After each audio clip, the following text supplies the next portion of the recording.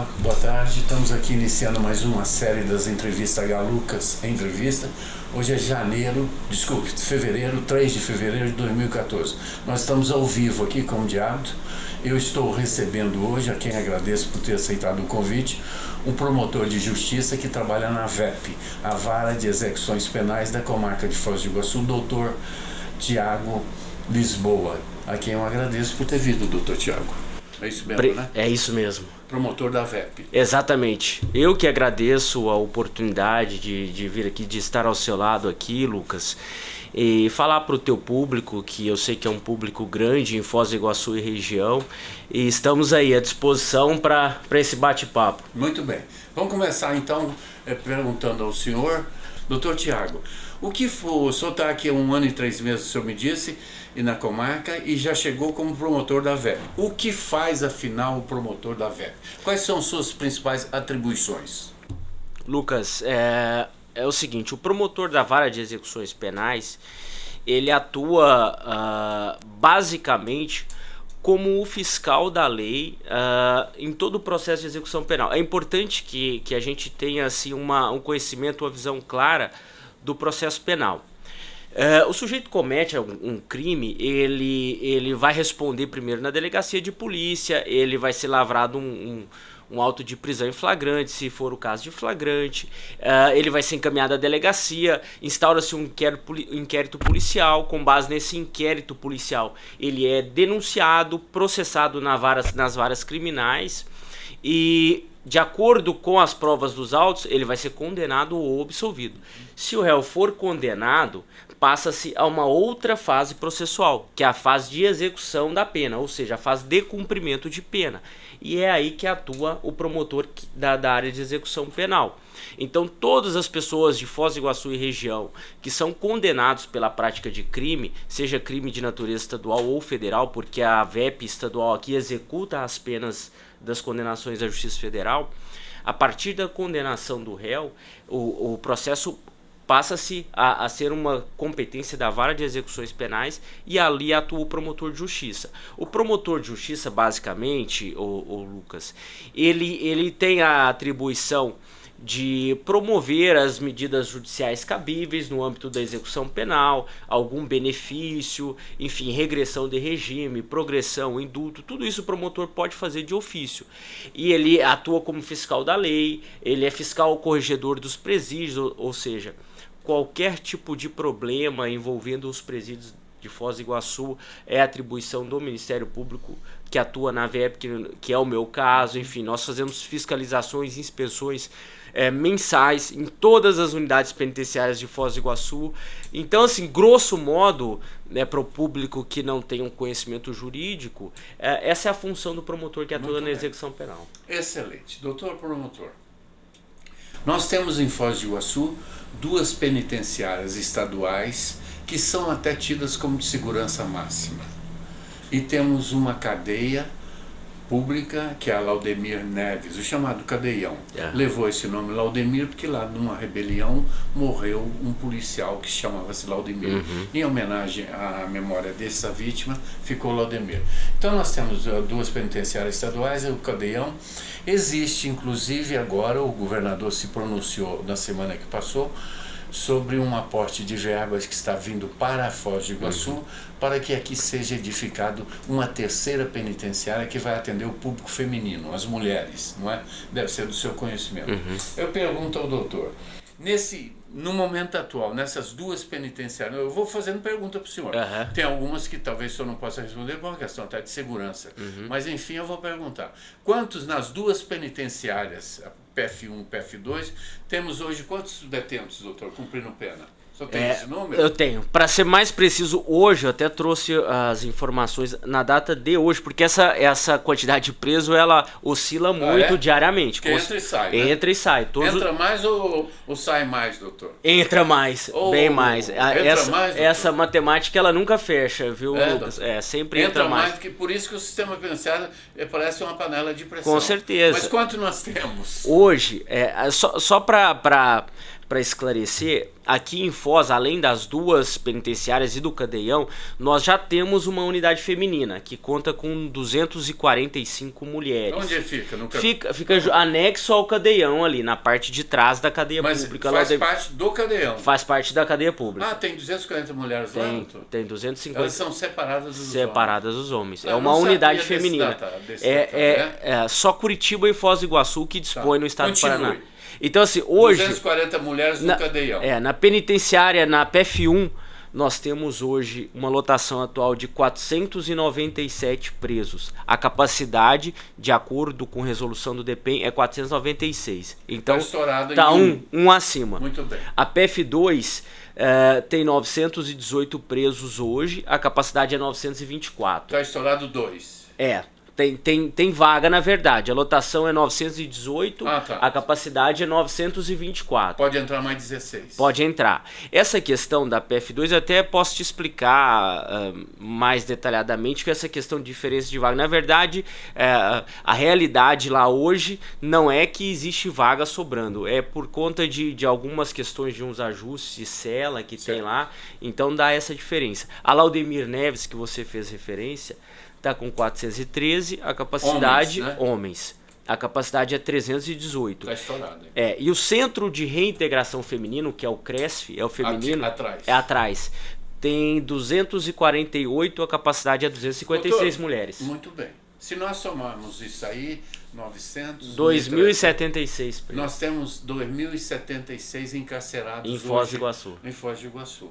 Eu queria dar um número aqui para aquele que nos assiste, que o cidadão que chegou agora de casa, estava no emprego, está no sofá, tirou a gravata, está nos assistindo, a quem eu agradeço a audiência do nosso programa.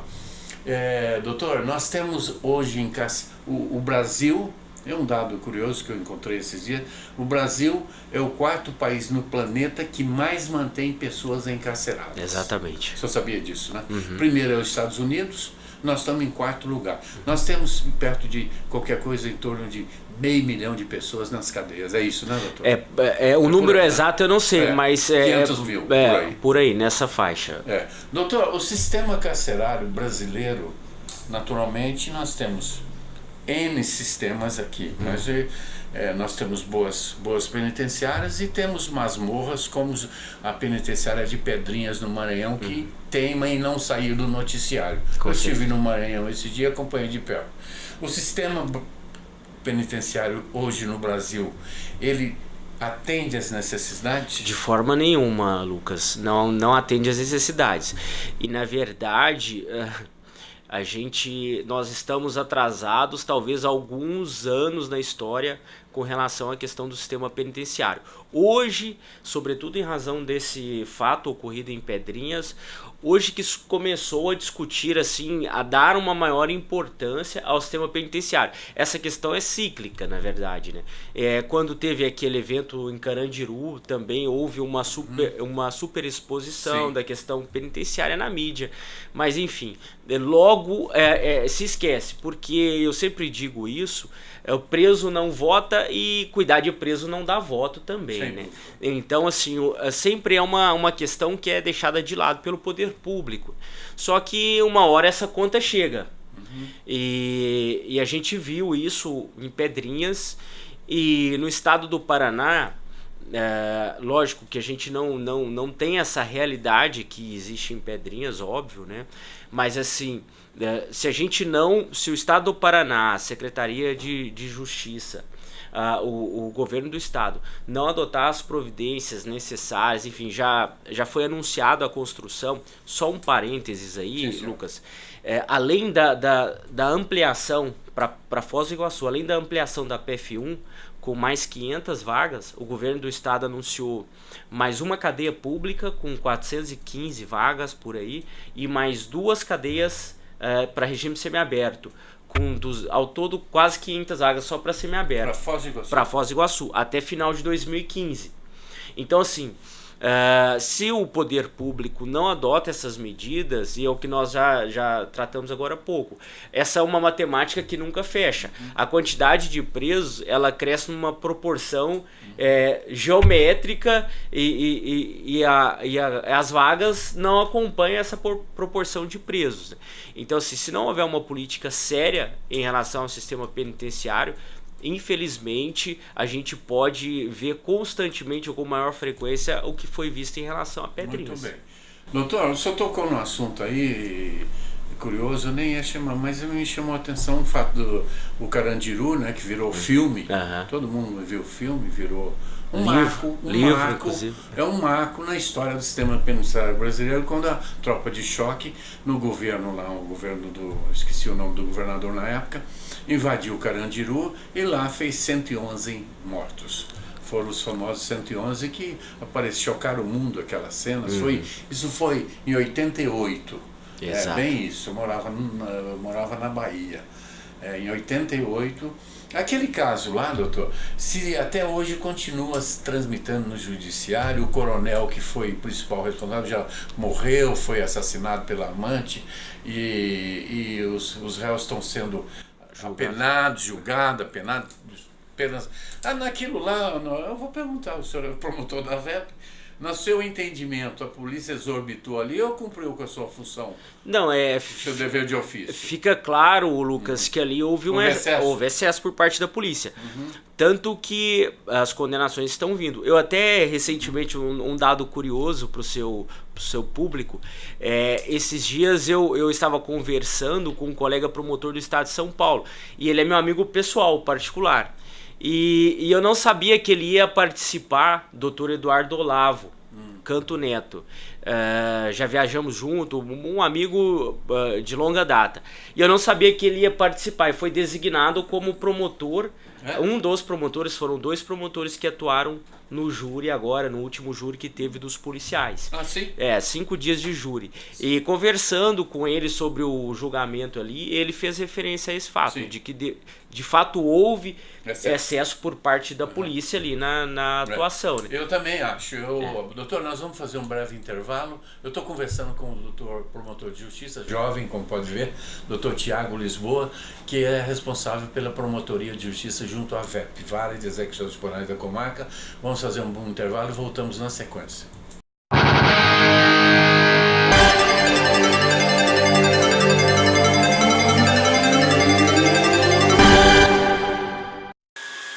Você sabe em que situação você tem que chamar o SAMU? Não? Então você vai saber agora. Na ocorrência de problemas cardiorrespiratórios, como parada cardíaca e infarto. Em caso de intoxicação exógena, droga, álcool, venenos, picadas de aranha, cobra e escorpião. Na ocorrência de maus tratos, violência doméstica grave. Em caso de queimaduras graves. Em acidentes com produtos perigosos, ácido, soda cáustica, combustíveis e substâncias químicas. Quando houver acidente, trauma com vítimas. Em crises hipertensivas, pressão alta grave. Em casos de afogamentos. Em trabalho de parto, onde haja risco de morte para a mãe, a grávida, ou para o filho, o feto. Na transferência interhospitalar de doentes com risco de morte. Em casos de choque elétrico. Em caso de tentativa de suicídio. Você entendeu? Então essas são algumas situações que você deve chamar o SAMU.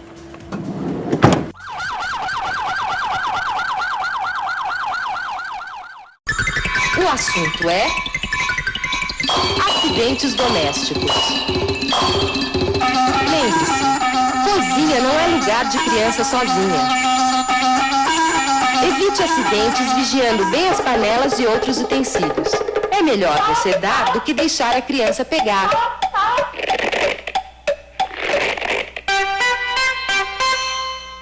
Lembre-se, cuidado nunca é demais.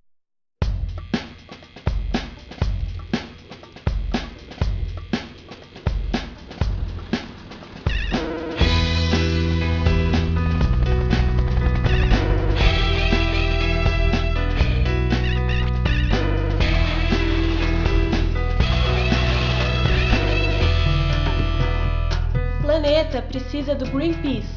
O Greenpeace precisa de você. Junte-se a nós.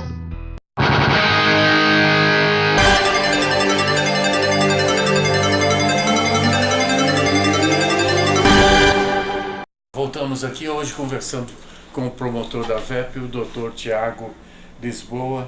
O doutor, é praxe tem o Ministério Público e tem o Judiciário e os juízes. Cada compartimento da justiça tem o promotor, né? O promotor de tal vara, o juiz de tal vara e assim sucessivamente. É praxe o nosso sistema republicano, a juíza ou o juiz, quando vai dar uma decisão, ele ouve o Ministério Público, né? Com certeza. É sempre assim, que é importantíssimo, eu acho, essa junção de ouvir o MP. Que o senhor dá um parecer e aí o juiz, em cima daquilo, ele decide, né? Assim que funciona. Exatamente. Na vara de execuções penais isso é muito claro. Porque a LEP, que é a Lei de Execuções Penais, ela prevê expressamente que todo feito que tramita na execução penal é imprescindível a manifestação do Ministério Público, sob pena de nulidade do processo de execução. Do processo. Exatamente. Então o Ministério Público, ele sempre faz requerimentos, enfim, ele sempre se manifesta nos autos de execução de pena. O senhor falou uma coisa aí que chamou minha atenção, quero que o senhor fale um pouquinho mais sobre isso aí. O senhor me disse que os presos federais também que são condenados, eles passam a serem administrados a partir da condenação pela VEP da Comarca Estadual? Exatamente. Não sabia disso. Olha que curioso, olha que curioso, Lucas. Nós temos a PF1 aqui, que tem capacidade para, eu disse agora há pouco, quase 500 presos. Tá. E desses quase 500 presos que tem lá, mais de 200 presos, hoje deve estar em torno de uns 250 presos, são presos federais. Presos processados e condenados pela Justiça Federal. A princípio, existia a possibilidade de se federalizar esse presídio da PF1. Tá. Só que as negociações entre o governo do estado e o governo federal não avançaram, e aí a gente vive essa situação distorcida, né, de um preso federal condenado pela Justiça Federal. Está sendo bancado pela Justiça Estadual. Que tem um custo alto, né? Custo altíssimo. Um preso hoje nessas penitenciárias estaduais são duas, e só tem esse número na cabeça, ele custa quanto para o Estado? Na verdade, assim, o que se diz é que um preso custa em torno de R$2.000. Sim, por dia. Por mês. Por mês? Por mês. Não pode ser por dia, sem dúvida. Por mês. Por mês para o poder público. Só que essa conta é muito maior, Lucas, porque assim, se você for pensar uma estrutura de uma unidade para 500 presos, que é a PF1 aqui em Foz do Iguaçu, ali demanda um efetivo de mais de 100 agentes penitenciários, demanda um efetivo de médico, um efetivo de enfermeiro, de educador, de psicólogo, de assistente social, funcionários da VEP, demanda um corpo administrativo da direção, demanda alimentação, todo esse tipo de tudo que é necessário para manter o preso. No final da conta, se for pôr na ponta do lado, sai mais. Com certeza. Com certeza. E o preso não... ele não... Na verdade, para o Estado não volta nada desse valor. É só um gasto que não tem retorno. Doutor, o senhor falou aí, a questão, nós já falamos aqui que o sistema penal brasileiro está meio que defasado, parou no espaço e no tempo, porque quanto à recuperação, porque a gente sabe que o juiz, quando ele condena o cidadão, ele é condenado e o cidadão, dependendo do tempo que ele vai cumprir em regime fechado ou aberto. No regime fechado, ele fica lá, vamos supor, fica 10 anos lá, e ele, depois desses 10 anos, eu acho que quem acha, não é eu, o senhor, depois de 10, você que puxa 10 anos de cadeia no Brasil, quando ele ganha as ruas, ele sai pior ou melhor do que quando entrou? O senhor acha? Na minha opinião, eu posso dizer com dados concretos que é o índice de reincidência. O nosso índice de reincidência hoje aqui em Foz do Iguaçu, ele beira 40%, 50%. É alto. Então, de cada 10 presos que saem, 5 que comete o crime uma vez, 5 voltam a cometer novo crime. Nossa, é bastante alto. É alto. Então, assim, pelo índice de reincidência, a gente pode perceber que o sistema penitenciário não corrige ninguém. Não corrige. Embora, vale a pena ressaltar, Lucas, que aqui em Foz do Iguaçu, pelo sistema progressivo da pena, que é um princípio do direito da execução penal. A pena ela tem que ser cumprida de modo progressivo. Quando o preso ele adquire o benefício para ir para o semiaberto aqui em Foz do Iguaçu, a gente tem conveniados com o DEPEN, que é o Departamento Penitenciário, diversas empresas que acolhem essa mão de obra dos presos. Então, assim, o preso ele vai para o semiaberto, ele já de imediato ele tem a possibilidade de exercer um trabalho externo. Ele vai trabalhar durante o dia e se recolhe à noite. A empresa, essas empresas conveniadas, elas se comprometem, nesse termo de compromisso do convênio, a buscar e devolver e fiscalizar o preso no canteiro de trabalho. Então, assim, o preso ele tem a oportunidade, ele não melhora porque às vezes ele já é fruto de um sistema, né, muito mais, se você for analisar o histórico ali, esses dias eu fiquei durante o recesso de plantão aí, e eu atendi diversos casos da vara da infância e juventude, assim, casos de menores com 13 anos já entrando no mundo do crime. Então a pessoa dessa que desde os 13, 14 anos já comete crime, dificilmente vai ser o sistema penitenciário que vai ajudar. Então já um histórico, uma desestrutura familiar, tudo por trás disso. Mas assim, o preso ele tem a oportunidade. Aqui em Foz do Iguaçu ele tem a oportunidade. E a gente, aqui na Vara de Execuções também, a gente adotou como uma medida harmonizadora do regime semiaberto, uma prisão domiciliar provisória, vamos dizer assim, que é o seguinte: o preso que está há 6 meses ou menos para ir para o aberto, dentro dessa regra de progressão da pena, ele está há menos de 6 meses de já ir para a rua, ele tem o direito de gozar, lógico, desde que ele preencha alguns requisitos, que ele tenha bom comportamento carcerário, desde que ele não tenha mandado de prisão, enfim, desde que ele preencha certos requisitos, ele pode ir para a rua. Ele tem o direito a essa prisão domiciliar e ele tem que comprovar em 30 dias trabalho. E aí tem o patronato municipal, que é um órgão que tem por atribuição prestar um auxílio aos egressos, né, que são os presos que saem da penitenciária, que também vem realizando um trabalho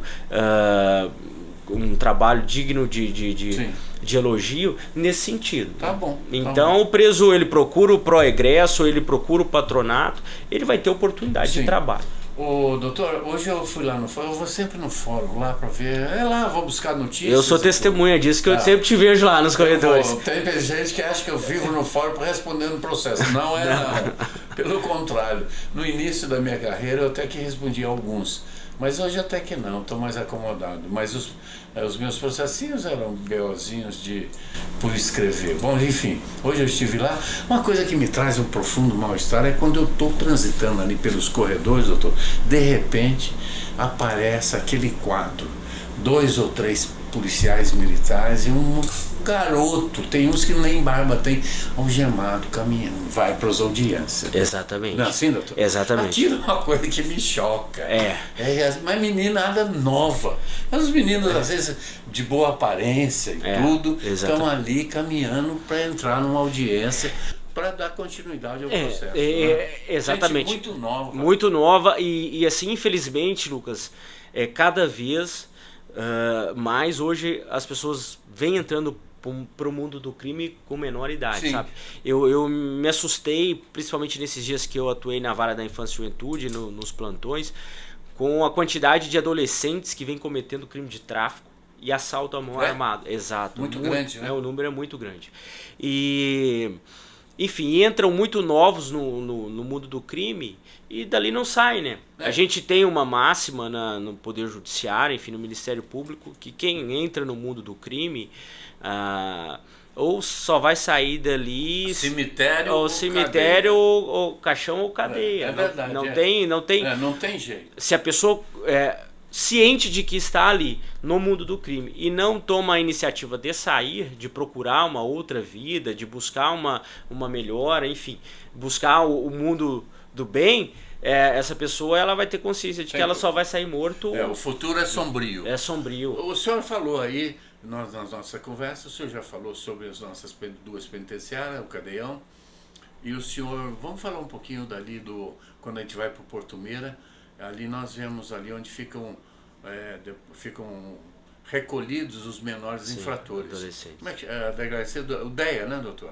O delegacia DEA, do o DEA é a delegacia. Do adolescente. Exatamente. Mas aí tem o Sense, que é o local apropriado. É o Sense, na verdade. O Sense. Ali também tem os menores infratores. Tem mais de 100 hoje. Tem mais de 100. Mais de 100. Eu conheço lá, uma vez eu fui lá visitar, o diretor me convidou, fiz uma matéria para um jornal, e eu fui lá, entrei lá no meio das celas, o segurança, e os moleques olham pra gente com a cara mesmo de ousadia. Eles não têm medo, não tem. E eles encaram a gente com indolência mesmo, e não estão nem aí. Eu percebo, a gente percebe essa diferença na própria vara de execuções penais, ali no nosso trabalho, no nosso dia a dia. O preso, quando ele é muito novo, é um recém-adolescente, assim, um pós-adolescente, desculpa, acabou de sair da adolescência, 18, 19 anos, ele geralmente tem essa postura de arrogância, ao contrário daquele preso que a gente chama de cadeieiro, que é o preso que já tirou muitos anos de cadeia. Ele sempre mantém um respeito não só com as autoridades, mas com os diretores, os agentes penitenciários. Ele tem outra postura. Outra postura. Então, assim, acho que isso é um pouco característico da juventude, né? Sem dúvida. Doutor, o senhor entrou para o Ministério Público tem quanto tempo? Tem quase 6 anos já. O senhor é muito jovem. O senhor é do Paraná? Não, eu não sou do Paraná, Lucas. Eu sou de Minas Gerais. Acho que o sotaque condena, né? 1 minuto aqui está me avisando. Vamos fazer mais um bloco com o doutor Tiago, o promotor da VEP. E nós estamos ao vivo aqui, como de hábito, segunda-feira hoje, 3 de fevereiro, conversando aqui sobre essa problemática que envolve o sistema penitenciário de Foz. E, na sequência, vamos falar mais um bloquinho com o doutor promotor. Por favor.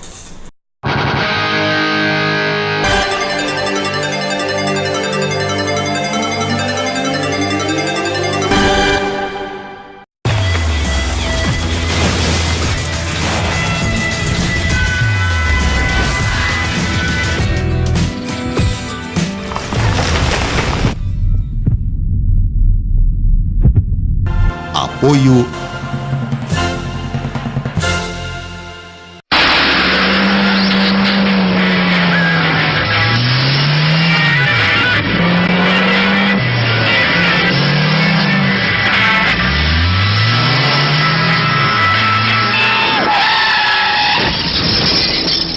Esta foi a última vez que ele ouviu sua música preferida. Não corra e só ultrapasse com segurança. Por você e pelos outros, respeite as leis de trânsito.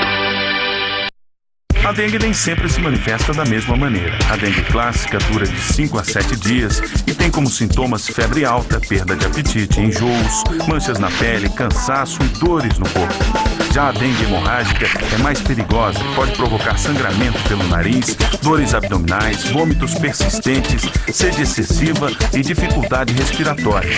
A dengue hemorrágica pode levar à morte se não tratada com rapidez. Combater a dengue é responsabilidade de todos nós.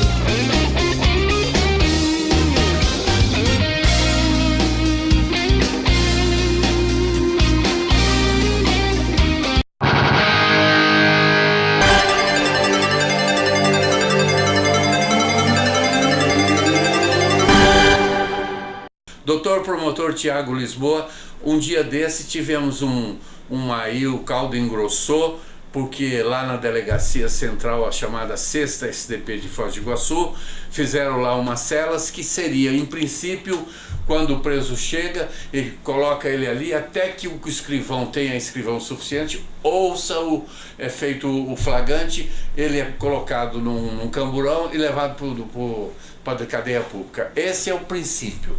Entretanto, o negócio desvirtuou, não se sabe por quê, talvez só possa nos explicar agora que eu vou perguntar.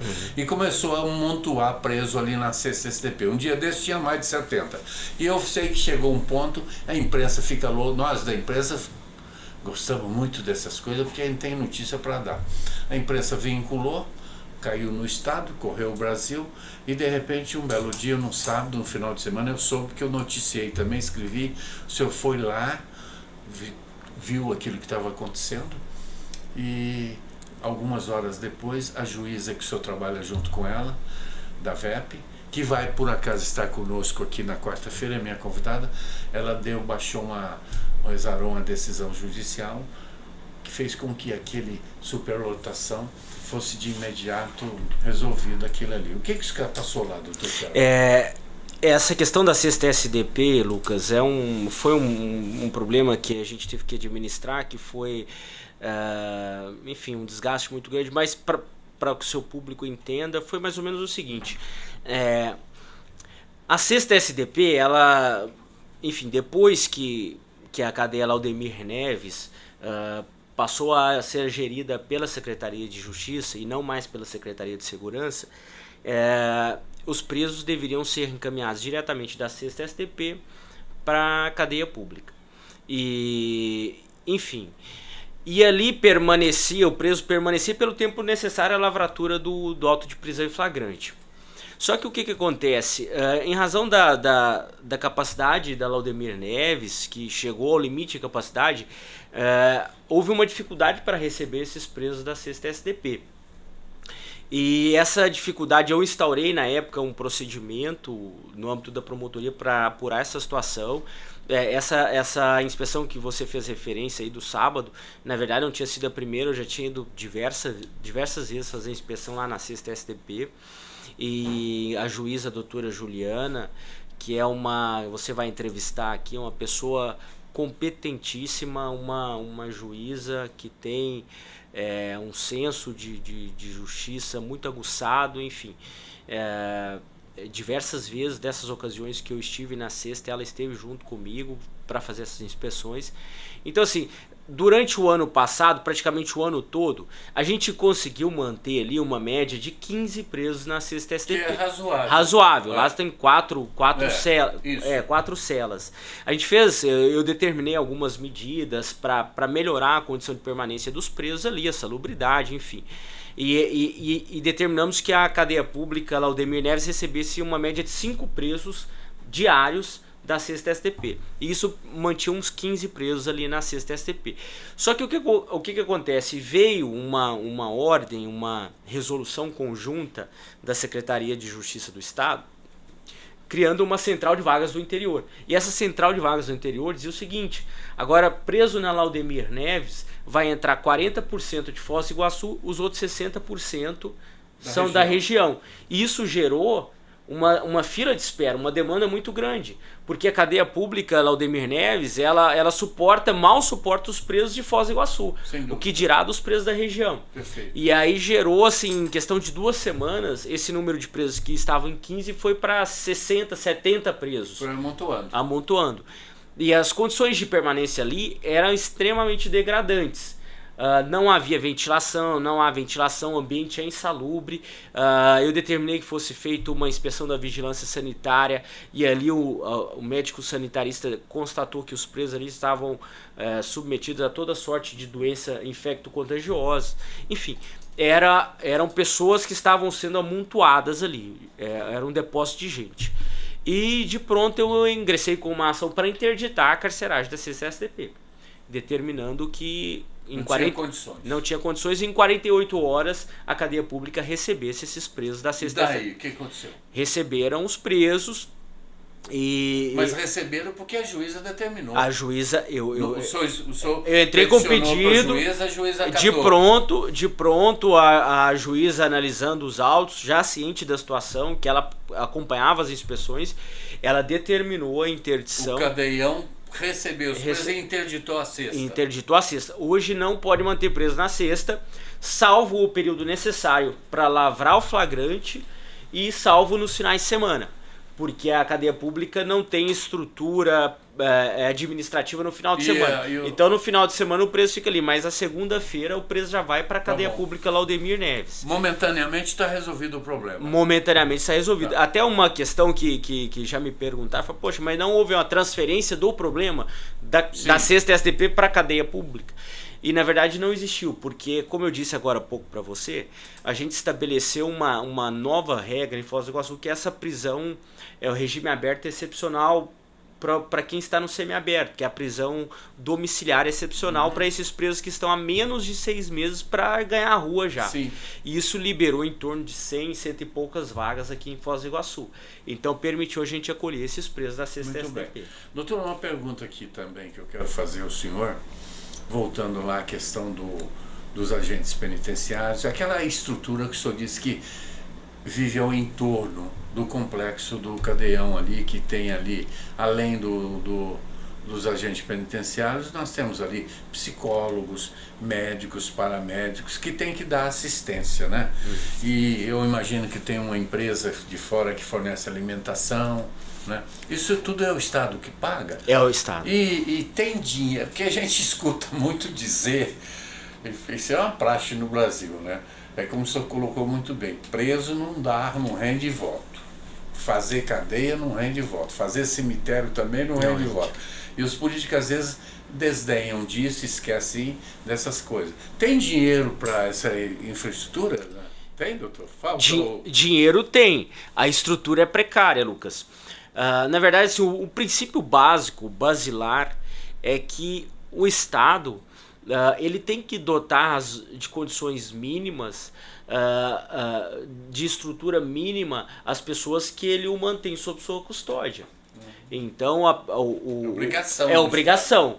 A criança que está na escola, o Estado tem que dar elementos, condições mínimas para manter aquela criança na escola. O preso que está na cadeia, o Estado, ele tem que manter o preso na cadeia, porque é um dever do Estado, mas ele tem que dar elementos e condições para manter os presos na cadeia. E aqui está dando?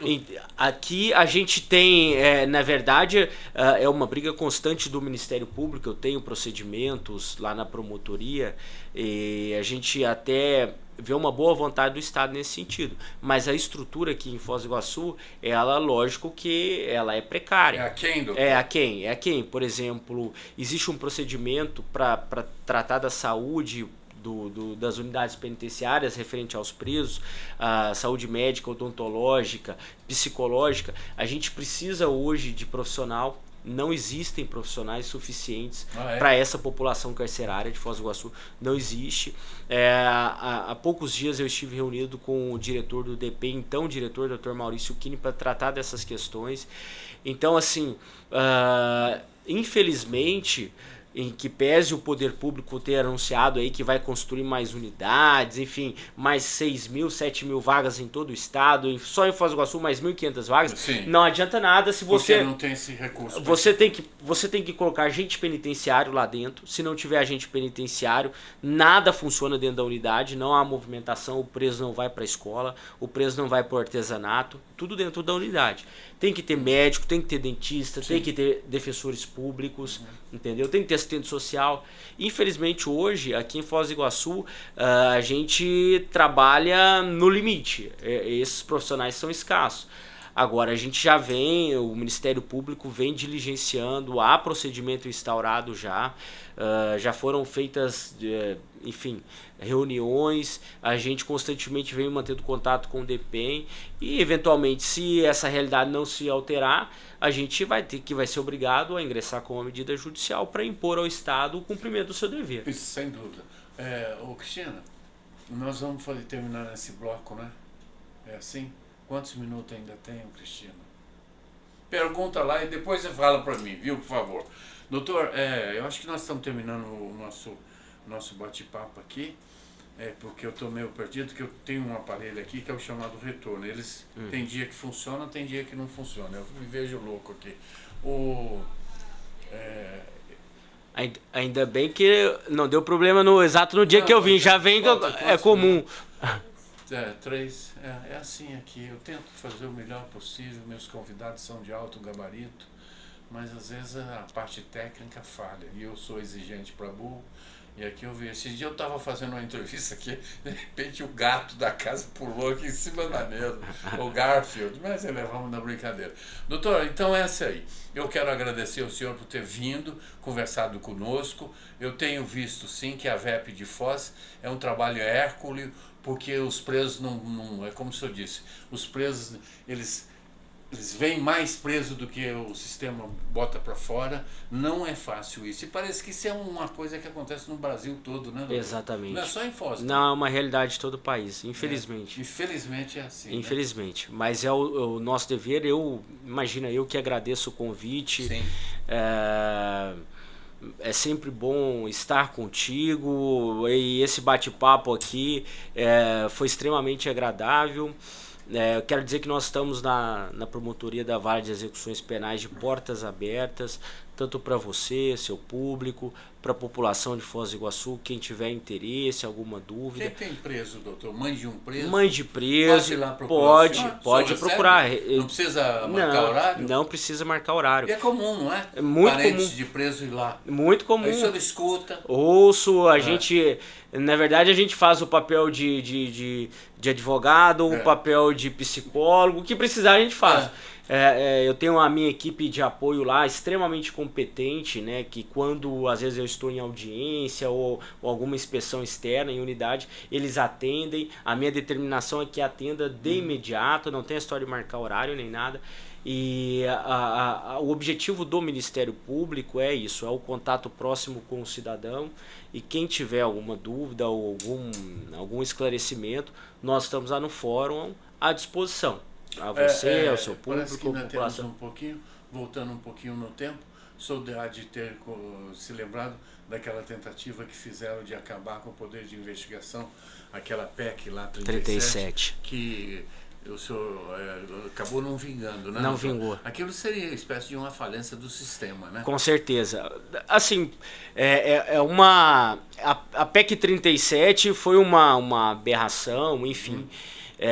E a população tomou conhecimento da gravidade dessa famigerada PEC 37 e acabou abraçando a causa que inicialmente era uma causa do Ministério Público, que se tornou a causa de todo cidadão de bem brasileiro, né? Você, como um repórter, eu já li algumas coisas, algum material seu na época criticando a PEC, e justiça seja feita, não era na época que todo mundo criticava, bem antes, exatamente.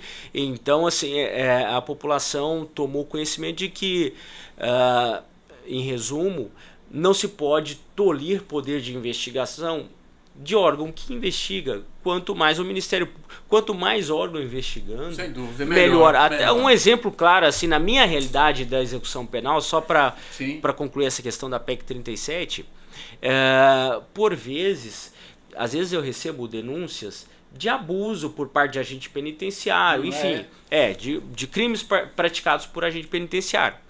Dizem que os agentes batem em presa, é comum? Não é realidade. Não pode ter algum caso isolado, óbvio que existe. Não é rotina, não é a política da Secretaria de Justiça, do DPEM, não é. Isso não é realidade. Deixa eu fazer uma pergunta, senhor, antes que nós terminamos. É importante essa pergunta.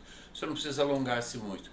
Tem o PCC, aquela facção famigerada, né? Porque aqueles menininhos ali não brincam em serviço. O primeiro comando da capital, o PCC, ele está dentro do sistema penitenciário de Foz do Iguaçu, doutor? Vocês têm evidências disso? A gente, lógico, nós trabalhamos em conjunto com a inteligência do Departamento Penitenciário, e a gente sabe que eles têm bastante influência aqui. Tem preso do PCC aqui na fronteira? Tem preso do PCC. Tem preso. Uma realidade hoje. Não adianta. Não, porque muita gente tenta negar a existência dessa facção criminosa. Ela existe, atua nos presídios. E aqui em Foz do Iguaçu nós tivemos, infelizmente, no final de dezembro, uma atuação bem contundente da facção, né? Eles vieram aqui. tiveram alguns presos de Curitiba transferidos para Foz, 5 presos, e dos quais 4 desses 5, ou 3, salvo engano, eram integrantes dessa facção e criaram um tumulto grande. Conseguimos mandar de volta para Curitiba. Voltaram para Curitiba. Não deviam nem ter vindo para cá. Porque não são presos oriundos daqui? Não. Eram presos de Foz, eram presos de Curitiba, se rebelaram em Curitiba, tomaram 2 agentes reféns lá em Curitiba e, como parte da negociação, eles exigiram vir para cá. Eles queriam vir. Então foram mandados de volta. Devolvemos para Curitiba. Cristina, terminou? Eu então aqui me despeço. Mais uma vez, muito obrigado ao senhor. Eu quero dizer que essas minhas entrevistas, elas são reprisadas. Aí o pessoal costuma reprisá-las ali pelas 11, 23 horas. E depois eu costumo também colocar o gato apareceu ali na porta mesmo, o Garfield. Eu as coloco, todas as minhas entrevistas, lá na minha página galucas.com.br. Muito obrigado, doutor. Amanhã, quarta-feira, estou de volta. Obrigado, Lucas.